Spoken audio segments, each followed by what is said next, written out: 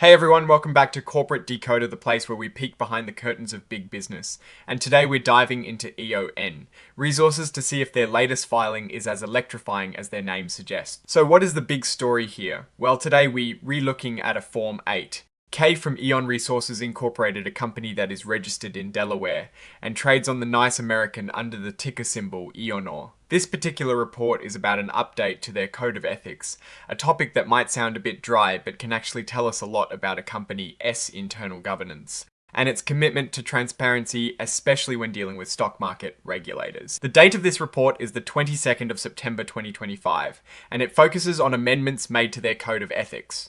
Now, usually these kinds of filings are pretty standard, but we want to see if there is anything unusual or particularly noteworthy about these changes for E.ON Resources Incorporated. First, let's talk about the company itself, E.O.N.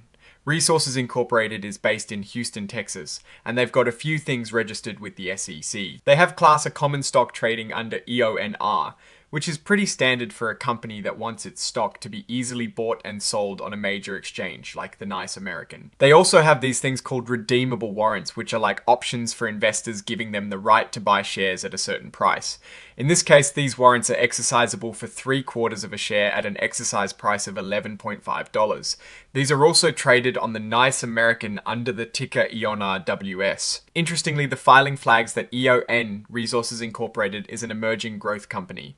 This means they can take advantage of certain exemptions and accommodations under the law, allowing them to delay adopting stricter accounting standards, which can sometimes make comparing their financials to more established companies a bit tricky. It is a common status for newer companies, but it means we need to be a little extra careful when analysing their numbers. Now let us get to the meat of this filing, the update to their Code of Ethics. The Board of Directors officially adopted a revised Code of Ethics on the 22nd of September 2025. This new code basically replaces the old one. Now, usually when a company updates its Code of Ethics, they might be addressing issues like conflicts of interest or insider trading. But the key takeaway here is that these amendments did not waive any existing rules. This is important because it means they are not trying to lower their ethical standards or create loopholes for anyone. According to the report, the amendments were specifically to update the company's name following a corporate name change and to add a new section about procedures to ensure timely and accurate compliance with all disclosure and notification requirements set by the NYSE American. So while this isn't a report filled with juicy financial results, this update to their Code of Ethics, especially the part about compliance with NYSE American requirements, is actually pretty significant. It shows they are being proactive in making sure they meet the standards expected by the stock exchange they are listed on.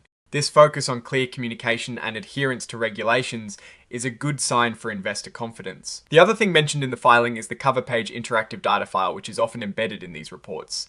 This uses a system called inline XBRL, which is basically a way to make financial data machine readable, making it easier for analysts and the public to access and sort through the information. It is a move towards greater transparency and accessibility for investors trying to understand the company's financial health. And the report is signed by Mitchell B. Trotter, the Chief Financial Officer, which is standard practice after a board meeting where such decisions are made. So looking at E.O.N Resources Incorporated, we see a company that is actively updating its internal policies to align with regulatory demands. While this particular filing doesn't give us a deep dive into their financials, it does signal a commitment to good corporate governance and compliance, which is the bedrock of any successful public company.